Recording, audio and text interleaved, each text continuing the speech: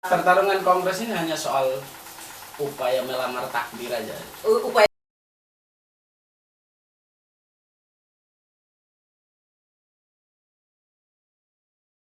Assalamualaikum warahmatullahi wabarakatuh. Waalaikumsalam warahmatullahi wabarakatuh. Sehat? Alhamdulillah sehat. Sehat ya. Wah, luar biasa. Malam hari ini saya lagi sharing ya, akan sharing dengan kandidat Ketua Umum PBHMI, Ari Sapari Mau, yang biasa disapa Ari. Ya. Benar sehat ya Ari ya? Sehat ya. Alhamdulillah, luar biasa ini pemimpin masa depan. Anak muda yang brilian ya. Ketua Umum HMI Cabang Jakarta Selatan. Ya. Periode berapa ya? Periode 2016-2017. 2016-2017 ya. Oke, kau lebih jelas lagi silahkan memperkenalkan diri. Ya jadi ini obrolannya santai. Jadi Baik. saya cerita seputar perjalanan, kemudian saya sampai sejauh ini. Saya tiba di Jakarta ya, tapi dalam terminologi kita orang daerah ya, saya waktu itu tentang Jakarta itu adalah Jawa. Jakarta itu Jawa. Ya. Jadi setelah tamat sekolah tahun 2012, Oh, tamat SMA 2012. 2012. Jadi terhitung agak cepat. Muda memang. Makanya saya bilang anak muda brilian nih. Iya, iya, iya. 2012 hal pertama yang saya sampaikan untuk abang saya yang memang waktu itu support penuh adik-adiknya ya, bahwa untuk merubah cara pikir dan kemudian bagaimana saya ke depannya adalah saya harus melanjutkan sekolah ke Tanah Jawa. Harus melanjutkan sekolah ke Tanah Jawa. Iya, iya, iya, iya. Pada saat itu alternatifnya beberapa titik atau tempat yang memang sepengetahuan saya dan teman-teman, diantaranya adalah Jogja, kemudian Bandung, itu sebagai tempat yang bagus untuk belajar. Namun setibanya di Jakarta itu berubah. Baik, baik. Ya, ya, ya, ya, ya. Sampai di Soekarno-Hatta, kemudian ada satu nasihat penting dari abang bahwa ini Jakarta, segala sesuatu ada di sini. Kau mau cari teman yang jenggotnya panjang sampai tanah ada. Kemudian engkau mau cari teman yang bertato dan lain sebagainya, semuanya ada. Ada. Yang baik ada di sini, Ya, yang buruk juga ada di kurang sini. lebih seperti itulah. Iya, Jadi, baik. itu bahasa metafor sebetulnya. Iya, iya, iya, iya. Tergantung dari kau sendiri mau memilih teman seperti apa dan mau baik atau buruk. Tapi yakinlah bahwa kau melangkah sampai ke Jakarta di Tanah Jawa, pulang dalam kondisi gagal itu adalah aib besar untuk keluarga. Kemudian sering berjalannya waktu, ketika menyatakan untuk melanjutkan studi di Jakarta, hal yang paling ditekankan adalah bahwa cari HMI. Cari HMI. Cari HMI. Oh, jadi ya. waktu lulus SMA dan ada nasihat dari kakak itu Ya, ngarahkan ke abang, Jakarta ya. itu abang ya? Abang, ya. Abang itu disuruh cari organisasi adalah HMI. HMI ya. Kemudian sering berjalannya waktu itu tinggal di Bekasi. Kami sempat cari beberapa kampus untuk mendaftarkan diri, niatnya dalam melanjutkan kuliah. Ada satu kampus swasta di Jakarta Selatan yang sebelumnya saya sudah mendaftarkan diri dalam proses isi formulir sebetulnya. Namun ada dialog antara petugas penerimaan mahasiswa baru dan abang menanyakan kampus ini HMI-nya seperti apa. Seingatku ya, kurang lebih 9 tahun yang lalu jawaban dari bapak itu adalah di sini HMI-nya ada, tapi tidak begitu aktif. Oke. Nah, saya dalam proses isi formulir, kemudian apa kata abang saya, beliau kembali menegaskan bahwa mohon maaf, kalau memang HMI-nya di kampus ini tidak begitu aktif, maka cukup adik saya hanya isi formulir dan sudah dicoret-coret, kami bayar aja. Karena adik saya butuh kampus yang HMI-nya aktif dan hidup. Karena HMI adalah elemen penting dalam menunjang adik saya untuk bertahan di Tanah Jawa. Oh, jadi pertama waktu mendaftar Ya. itu dilihat dulu HMI-nya ya? HMI-nya, Bukan kampusnya itu, tapi kampusnya, HMI-nya. akreditasi bukan, tapi bagaimana menanyakan tentang kehidupan dinamika organisasi yang memang fokusnya adalah HMI. Oh, luar biasa, Nah, luar biasa. seperti itu kan. Oke. Nah, seiring berjalannya waktu, saya flashback lagi pada cerita tadi bahwa saya mencari kampus yang lain. Nah, ternyata kita cross check salah satu kampus yang memang tua juga HMI-nya, kemudian dinamika organisasi di kampusnya cukup bagus, yaitu di Universitas Nasional. UNAS. Karena Oke. memang historis kampus itu juga pernah punya ketua umum PB HMI, diantaranya Ladi Lernur, kemudian Bang Abdullah Hamahua juga Oh, baik, Abdullah Hamahua. menamatkan kuliahnya juga di situ, Oh, di S2-nya ya. Oke, baik, Nah, di istrinya UNAS. juga beliau Kohati UNAS. Iya. Nah, Pak Dek Dahlan Ranowi Harjo juga dekan Fakultas Hukum UNAS. Iya. Nah, disitulah saya memilih untuk mendaftarkan diri. Baik. Nah, setelah saya daftarkan diri, setiap minggu itu abang saya nelpon, sudah masuk HMI apa belum? Jadi saya terus mencari, di sela-sela waktu itu saya terus mencari di mana dan fakultas mana yang melakukan basic training. Karena saya lebih dekat dengan HMI karena diperkenalkan HMI oleh abang saya juga dari kelas 5 SD. Kelas 5 SD. Kelas 5 SD sudah mengenal HMI Wow. walaupun lewat simbol, lewat atribut-atribut HMI ketika beliau waktu itu masih melanjutkan kuliah di Universitas Patimura, sudah bergelut di dunia gerakan. Ya. Dan pilihan adalah himpunan mahasiswa Ahli Islam. Jadi Baik. titik tekannya adalah ingin adik-adiknya juga aktif di Di HMI, berproses di HMI ya, di gerakan, dan itu organisasinya adalah himpunan mahasiswa Islam. Baik. Asalnya dari mana? Saya dari Maluku, kabupatennya adalah Seram bagian timur. Seram bagian timur. Saya lulus SD tahun 2006, Iya. SD Negeri 1 Kevin. Kemudian melanjutkan 2006 lulus SD, saya lulus SMA. berarti waktu Iya. lahir berbeda cukup jauh. Cukup jauh. Tapi dalam diskusi Baik, luar biasa. Tapi kan saya bilang anak muda ini cukup harus disupport nih. Baik. Terus 2006 lulus SD, SMP, lanjut juga di sekolah SMP dan SMA di Seram Timur, Seram di Timur. Madrasah Aliyah Seram Timur. Seram Nah, Timur. jadi Geser ya? kota geser. Kota geser. Ya, Baik. Kak Ici mungkin tahu dan Iya. lihat bentuknya kota geser. Oh, kan? sangat indah ya. Ya. Panorama pantainya luar biasa. Dihimpit oleh dua samudra besar. Dua samudra besar. Jadi saya istilahkan bersama beberapa kawan-kawan bahwa di bibir Pasifik kami menjahit dan bermimpi tentang masa depan yang indah. Iya, dan ini representasi Iya, daripada iya. anak-anak muda dari Seram bagian timur ya, untuk bersaing, survive di level nasional gitu. Baik. S1-nya dan S1 Fakultas Hukum UNAS, Iya. kemudian Hukum S2-nya juga di Hukum UNAS, Hukum UNAS. Sekolah Pasar Sarjana Hukum UNAS, kemudian studi S3-nya lagi mencoba untuk lanjut di Brawijaya. Oh, jadi ini udah lulus S2. Sudah selesai. Sudah selesai S2 dan sekarang lagi S3. Sudah Wow, selesai. luar biasa dengan usia yang cukup muda ya. Baik. Ini memang masaknya anak muda nih. Baik, iya. Waktu LK1-nya? LK1 2012 tentu abang saya ya waktu Iya. itu tidak penting menanyakan nilai IPK. IPK.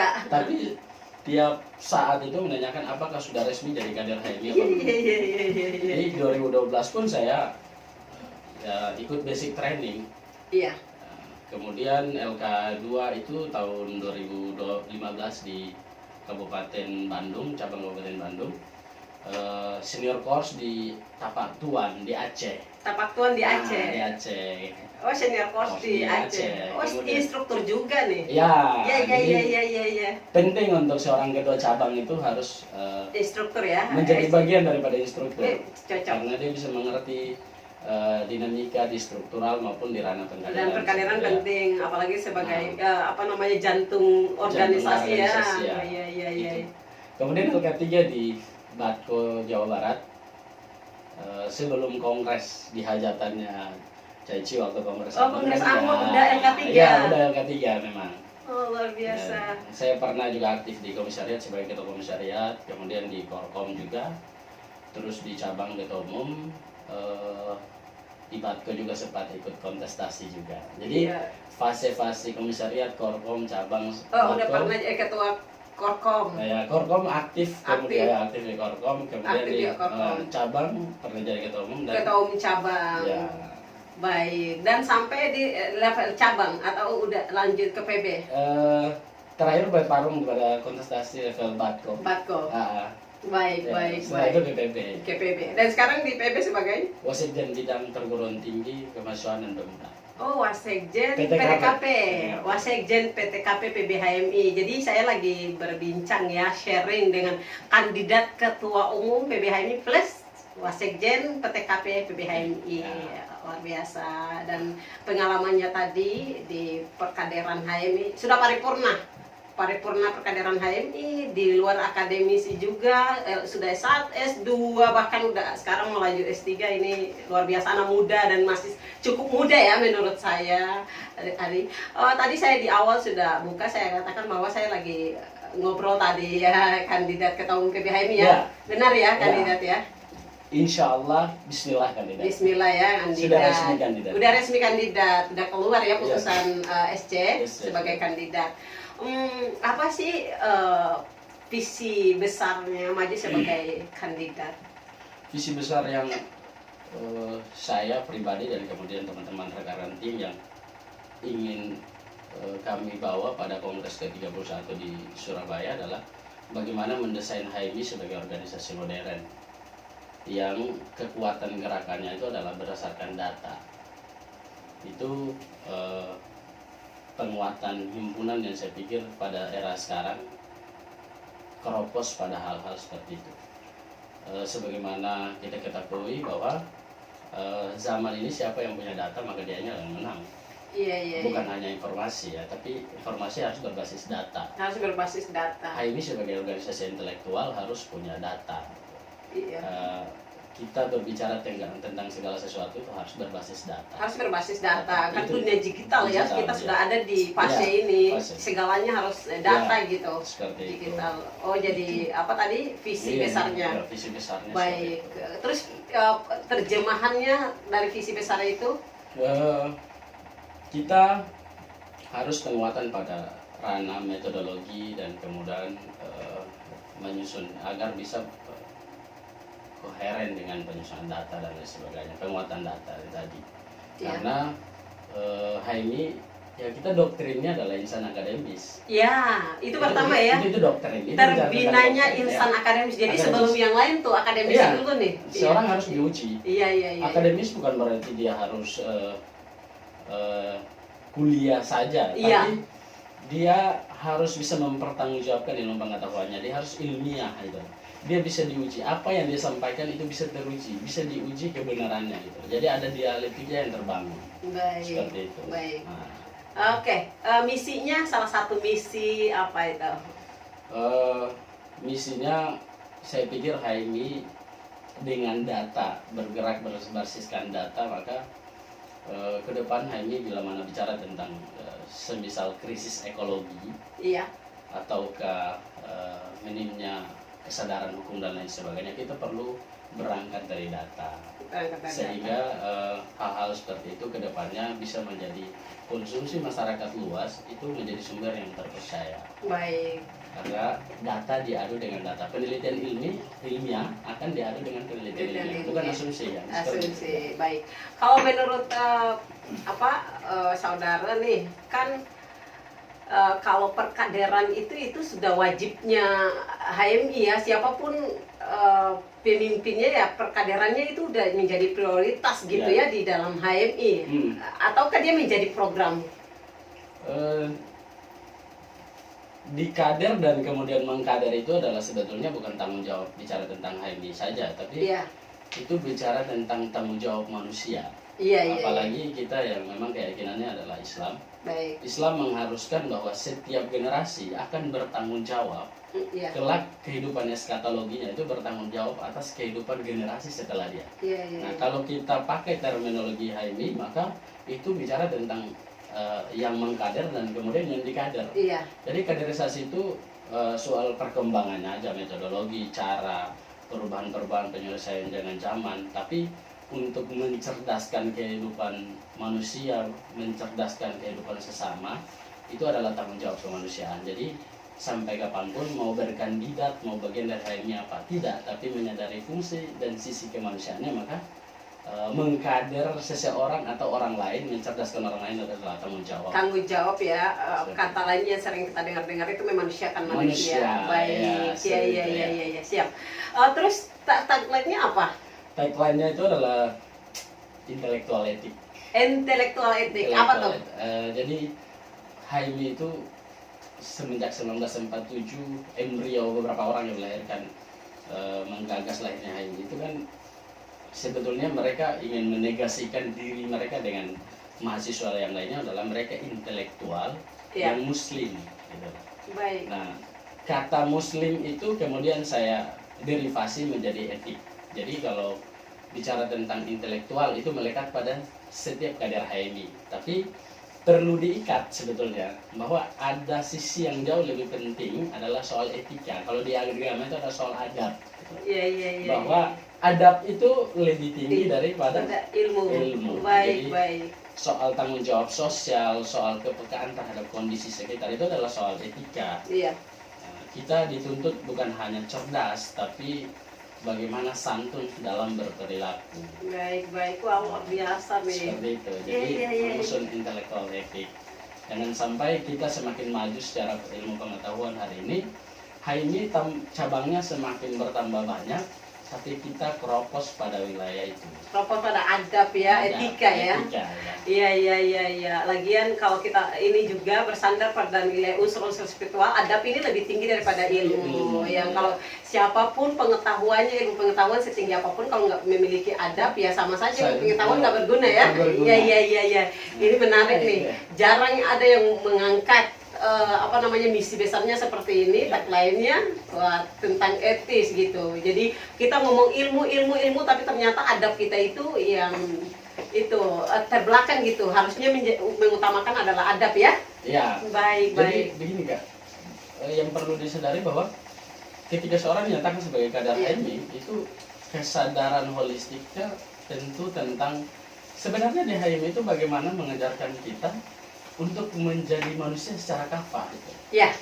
Sehingga ada istilah-istilah atau mungkin di ini yang menyatakan bahwa mendeklarasikan bahwa kader HMI itu turut Quran dan hadis. Iya. Kalau bicara Quran itu adalah lisan Tuhan, kemudian hadis itu adalah perbuatan dan ucapan Nabi gitu. Iya. Tidak ada sesuatu pun yang bisa membantah kehebatan dan kesucian daripada Al-Quran, dan tidak ada yang bisa membantah daripada apa yang dilakukan Nabi sebagai jalan kebenaran pada zaman dahulu gitu. Jadi itu yang menjadi modal dan fondasi kita untuk menyadari penuh bahwa ber-HMI sejatinya adalah menuntut kita untuk menjadi manusia secara kafah. Manusia kafah ya, insan yang kafah. Baik. Kalau bisa dikatakan salkamil. Iya. Kemudian manusia seutuhnya. Iya. Rausan fikir dan lain sebagainya itu bagian-bagian daripada itu. Baik. Luar biasa. Nah, tadi saya lihat visi misinya sangat ini ya, luar biasa, keren.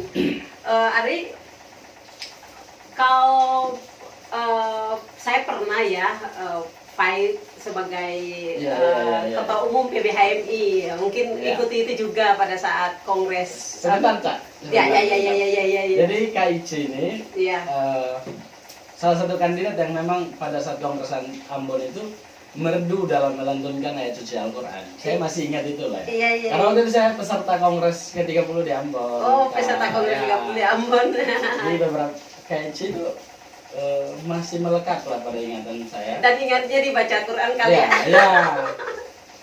Ciri khas. Iya. Baik. Ini, jadi saya kan pernah tadi udah disebut saya pernah kandidat tuh, saya merasakan gimana dinamika di arena kongres ya, pada pesta demokrasinya HMI itu kongres itu kencang. Kalau kita bilang itu panas ya, cukup panas. Gitu. Apa benar-benar udah siap nih dengan segala konsekuensi, dengan segala dinamika yang ada, gitu. Sebetulnya ketika menyatakan diri sebagai kandidat, Iya. itu sudah melekat wahana apa ya, situasi dan iklim kongres itu dalam waktu yang sama saya juga alami gitu. Iya. Namun kan kalau bicara arena kan ada kongres itu bicara tentang aktivitas prakongres. Iya. Aktivitas prakongres itu bukan hanya soal kita silaturahmi dan roadshow, tapi jauh lebih penting puncaknya adalah bahwa prakongres itu adalah sampai ke kongres sejatinya hanya satu, festival dan konsolidasi gagasan. Festival dan konsolidasi gagasan. Ya. Iya. Jadi kongres itu adalah pertarungan ide dan gagasan.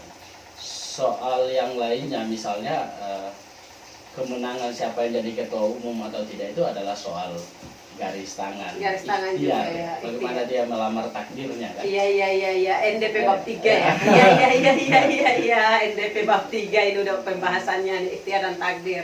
Jadi kata Tuhan itu kan Tuhan nggak merubah nasib suatu kaum kecuali kaum itu merubah, artinya bahwa harus ikhtiar dulu. Baru nanti ada garis tangan dari Tuhan ya. Kata Bang Harun Sikasongo itu usaha dan ikhtiarmu menentukan posisimu. Iya. Takdirlah yang membenarkan itu. Takdir yang membenarkan itu. Baik. Jadi kalau untuk kayak Cinanya udah siap apa belum ya? Saya insya Allah siap. Insya Allah siap. Bahwa dalam imajinasi dan benak saya bukan hanya kesiapan untuk menang, tapi kalah juga harus siap. Kalah bagaimana manajemen kita untuk merawat psikologis pribadi dan tim, kemudian menang bagaimana mendesain skema generasi agar satu kepengurusan pada satu periode itu harus solid gitu. Iya. Itu kita harus pikirkan, dan tentu kesiapan harus mau tidak mau kita harus siap.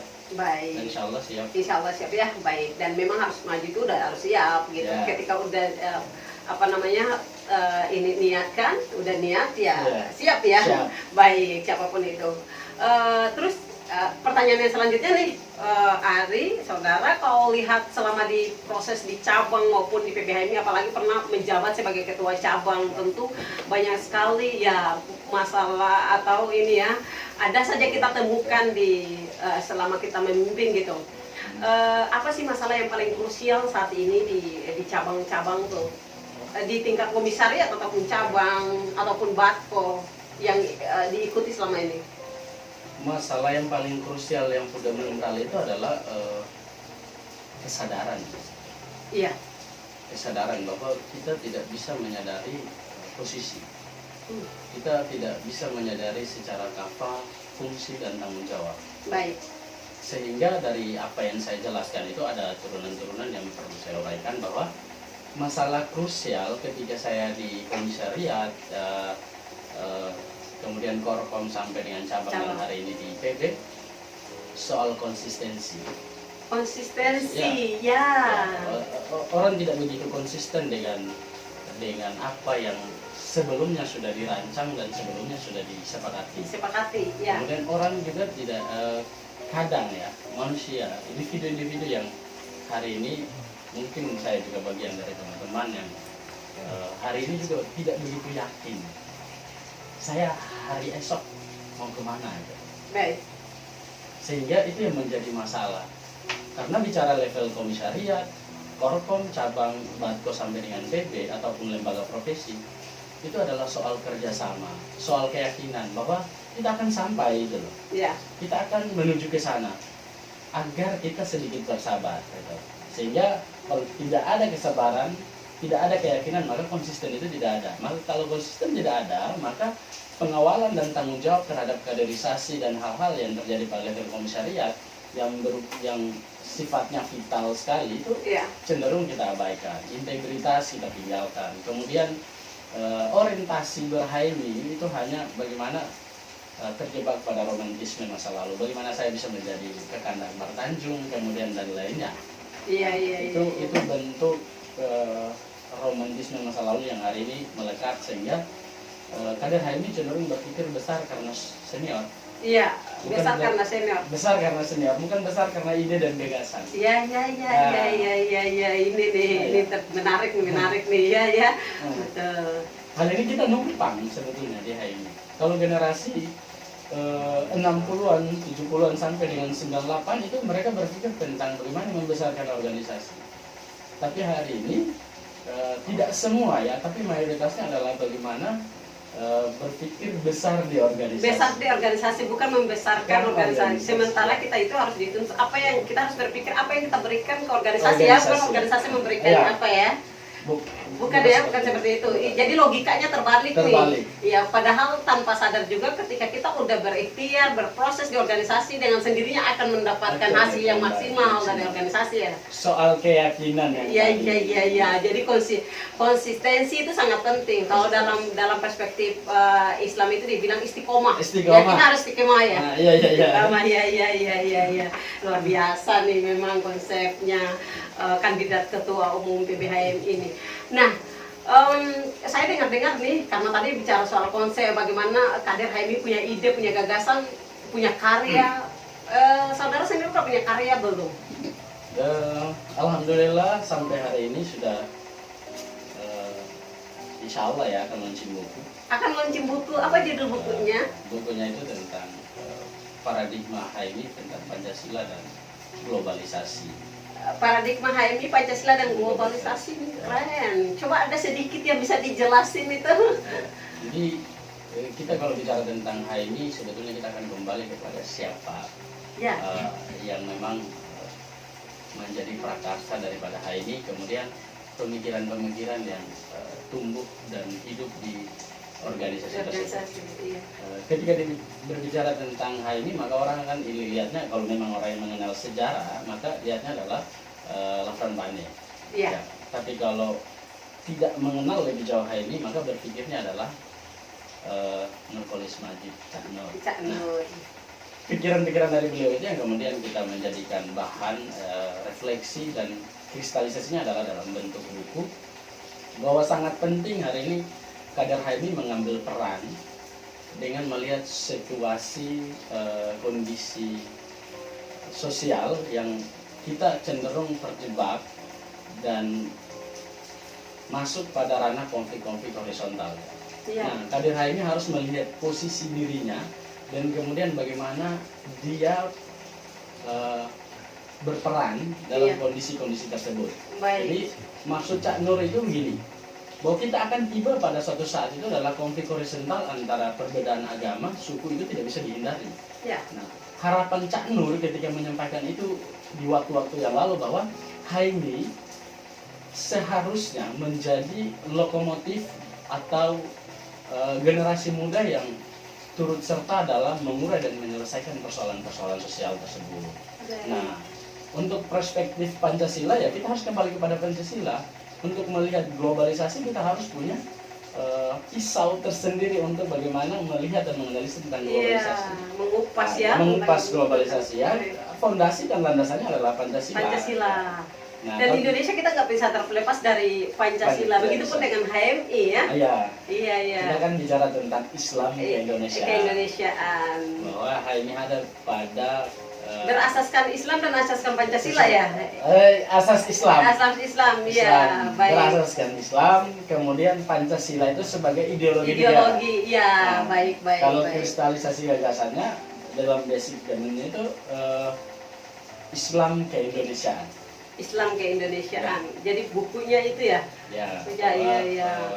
HMI harus menjadi lokomotif perubahan dan kemudian membantu kepemimpinan alternatif lah.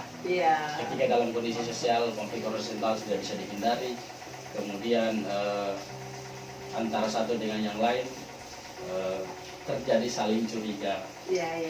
Jadi kita memang HMI itu memang dituntut untuk menjadi lokomotif perubahan. Perubahan. Ya, wajib. Dan anak-anak muda yang brilian seperti ini ya dituntut untuk sebagai lokomotif perubahan. Ya, baik. Kalau selanjutnya untuk gerakan eksternal HMI saat ini gimana? Soal gerakan HMI hari ini, ya kita tidak bisa mungkiri bahwa arah geraknya kemana itu kita bingung. Iya. Gitu.